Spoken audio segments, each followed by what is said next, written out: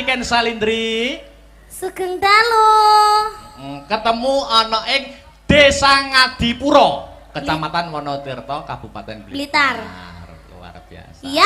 Kita bertemu lagi. Iya. Ngendikane Pak Lurah dulu pas zaman kecilanmu dulu sampean pernah main di sini. Emang aku pernah kecil.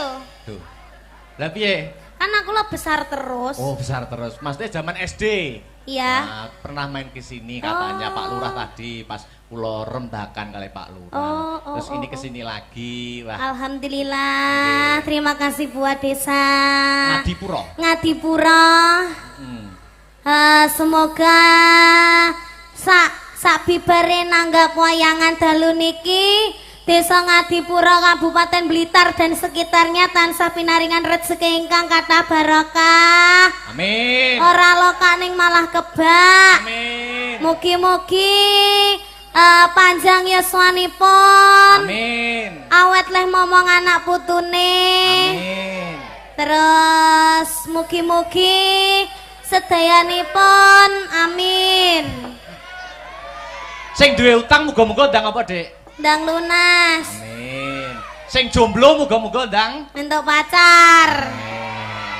Sing wis entuk pacar muga-muga ndang rabi. Amin. Nek sing rabi muga-muga Ndang meteng.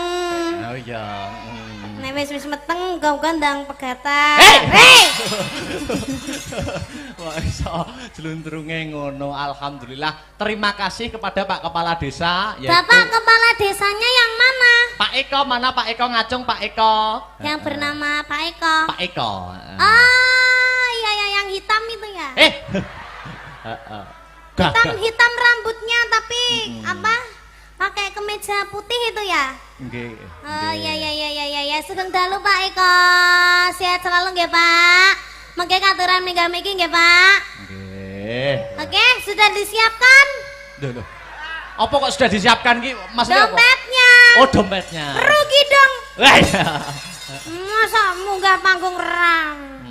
Gitu, Pak. Rang jaluk request maksudnya, Mas. Salaman sih karo Pak Dalang. Kan ndak mau aku kalau saliman sama wayangnya ya yang punya wayang no.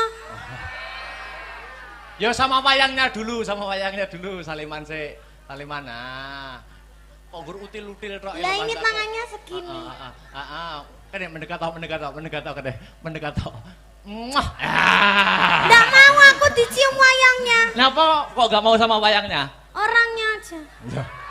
Ngene orangnya kok kimpenaneh lho kok sampean. Ya. Kok kimpenaneh luar biasa. Salim dulu. Wis kalih dilaki piye? Lipstik iso diusrek-usrek ning tangan lho. Kalih dilaki nganti ilang delokan tugel gulumu. Iya. Elek ya. Totoane nyawa lho Dik Niken. Tadi berangkat dari rumah apa dari tanggapan? Dari rumah. Oh, dari rumah. Aku tuh sakit, kamu nggak tahu toh. Kok tanggapan karo aku kok sakit rumah saku. Ya berarti kan jaluk tombo. Ning kene duduk kene. Ning alun-alun loro, ning kene loro. Ya kan berarti kan tombone sampean Thomas. Lah aku kan duduk dokter yang bisa mengobati kesakitmu. Ya toh. Tapi kan kamu mengobati rasa hatiku. Setetek kan? Setitik. Setitik. Sithik tenan, setetek gede. Terus piye? Lek ambo berarti setotok. Apa? Berarti mengobati perasaan berarti perasaanmu sedang tidak baik-baik saja. Ya baik-baik saja. Oh, baik-baik saja. Aku ndelok wayange kuwi ndang. Yang mana? Sing wedok kuwi lho, kok mirip aku ya? Oh, duduk iki Pak Dalang Rebu Sinden kok iki. Kok duduke berarti duwe neh. Dalang kok duduk wayange. Lah, iki ngono aku lho, Mas. Lho ento. Apa? Gawe sabuk ngene iki to, Oh, terus iki hilse ngene iki arep tak gawe jenjet ngarep jan iki. Piye to? Ora ya. Bisa jinjit ngarep. Wis kita go mulai ya. Loh, kuwi paitanku wae ngawur ae. Ya wis cium sik. Kok iso wayange. Luar biasa. Iki besok ada tanggapan apa mboten Dik Niken? Oh, besok alhamdulillah enggak ada. Oh, enggak ada. Dolan yuk. Loh, besok saya dan Astabrata ke pantai besok. Tenanan to? Tenan, besok pagi. Sesuk aku yo ning pantai karo Mayangkara. Pantai ndi pantene akeh lho. Pantai Pacar. Duh, apa ki pantai kok pantai Pacar? Loh, iya pantai Pacar ki Tulungagung. termasuk Tulungagung apa Blitar ya? Heeh. Oh, Tulungagung. Kalau pantai dekat sini tuh pantai apa, Pak? Pudak, pantai Pudak. Oh, pantai Kuda. Pudak. Ikut. Pudak. Pudak. Heeh, jadi nanti pagi habis wayangan ke pantai. Ikut. Ikut muga. Ikut. Ruang saku kok luar Iya. biasa. Iki ngene, Dik. Sampean kan seniman yang lagi naik daun. Duduk mono apa gak kesel to? Duduk sing penak to. Duduk sing penak, Dik. Dik, Dipangku. Ya wes dipangku Mas Victor ae nek. Duduk sing penak to, duduk sing penak. Sampean kan seniman yang sudah naik daun. Apa-apa iso campur sari oke, pop yo oke, dangdut apa meneh, ya toh? Heeh. Sampean ora ketang sithik ae, ora ketang sithik njajal ndalang ngene kene, Dik. Dalang to? Heeh. Lek trimo dalang ya kecil to, akbar iki kok. Akbar iki kalih kula anak apane lho, ora anak apa-apane. Umpama gelem dalang kalah payu aku. Tenan, kalah payu. Gelem dalang tenan. Aku dalang apa lho, Mas? Dalang ki kok yo, ki kok omong-omongan iki karo iki. Oh, ngono, Pak iya, Dalang iya. karo Bu Sinden. Oh iya. Ning suluk ana sik, sing ke lho. Sing ngendi? Songo sing isine Kang. Lho. Hah? Suluk ana ku lho slendrup lah. Tong-tongane, Mbah. Heeh. Nyok. Duduk sini lho. Dalang dong. Oh, duduk sini to. Ojo. Sini loh, sini. Oh, iya. Wah, bahaya ini nanti. Iki aku lagi ganas-ganasnya loh. Nah, situ madep sana no, Anu dalang. to, Bapak ingin to. Madep sana. Oh, siden tak. Duduk. Jebol kali, sing tak anti-anti wis teko mrene. Wis rada suwe, kabar pisan karaku kabare. Sajake rada lalen, mong tansah dadi imen. Yen pinuju, kegelati, SMA, para ati. Wes mari kangen, buka-buka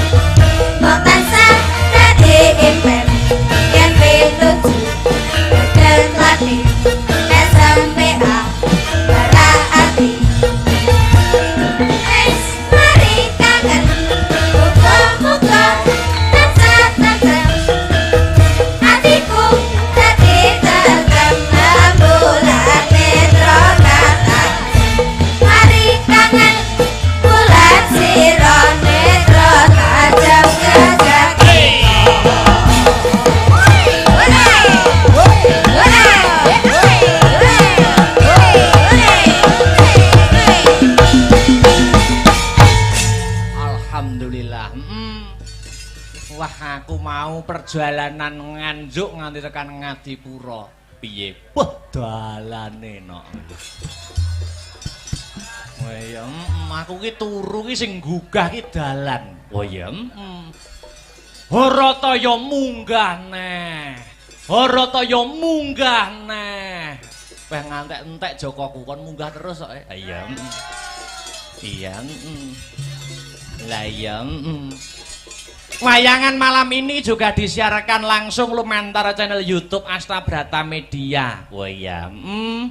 Dadi sing ora bisa kepareng rawuh ana lokasi bisa memantau lumantar channel YouTube Astabrata Media kang sarta ngeloni HP-ne dhewe-dhewe. Wah iya, dipantau wong sak donya. Iya. Ternyatane penikmat wayang kuwi majemuk. Ana penikmat wayang sing nikmati lakone, alur ceritane, ana sing seneng hiburane, ana sing nggur ndelok sindene, heeh. Ana sing nonton ning lokasi nggur kepengin roh keramaian sobo bakule. Ayo, Sing baku awake dhewe dadi pelaku seni sak bisa-bisa sak gaduke nalar, sak kadaring lampah iso nyenengke kabeh panyuwunaning para pamirsa. Oh ngono mak. Godhong tela wae bisa gawe lega, kenang apa sesama manungsa kok ora bisa gawe lega. Wah iya nggih yung heeh. Ternyatane acara wayangan kaya bengi iki sing diuntungkan ora ngempungake pelaku senine ning para bakul-bakul sing ikut mengais rejeki kae ya melu diuntungkan dengan adanya pagelaran wayang. Bener Nduk, heeh. Iya. Kena kanggo sarana membangkitkan UMKM khususnya UMKM masyarakat Desa Ngadipura. Oh ngono mak. Kaya slogan sing tak aturke mau ngarep ya kuwi UMKM maju masyarakat gumuyu. Amin ya rabbal alamin.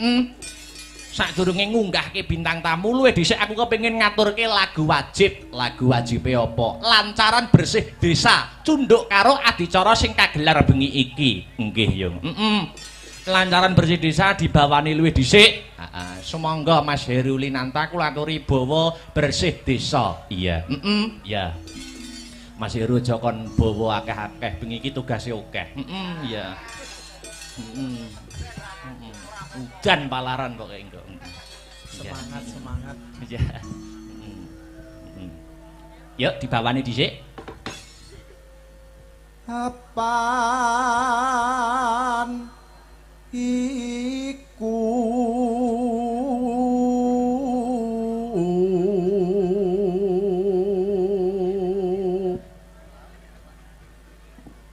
dadi kewajiban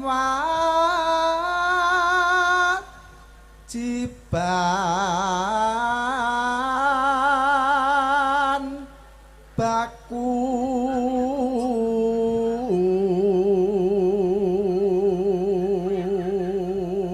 Season hiburan ana ing wayangan kuwi ping 2, heeh. Limbukan karo gara-gara. Nek limbukan wayange cangik limbuk wis biasa. Biasa, lumrah diganti-ganti no. Ayo.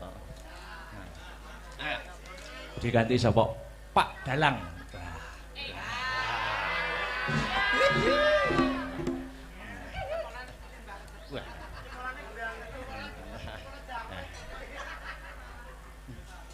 Pak Dalang dalem. Pak Dalang ya gandengane Bu Sinden.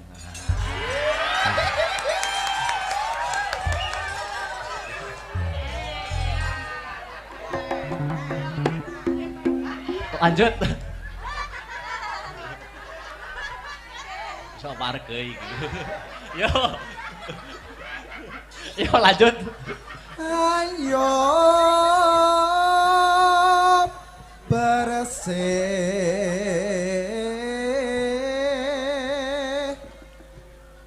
desa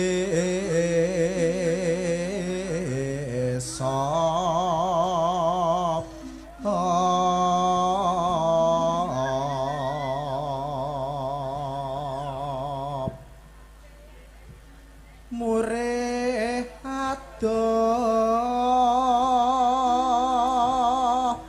sukar sakit.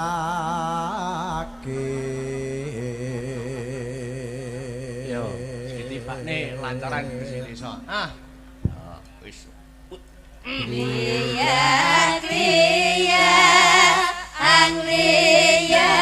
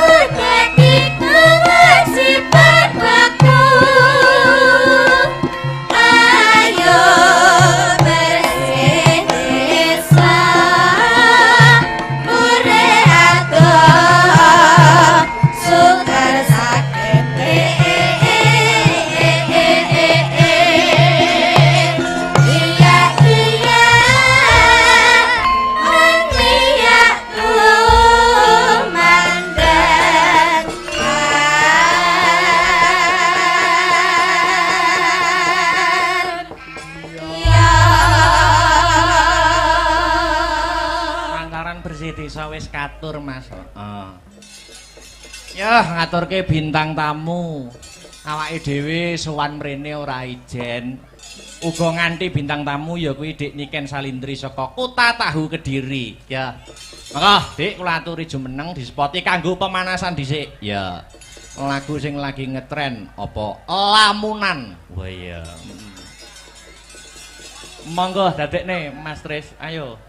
Ya.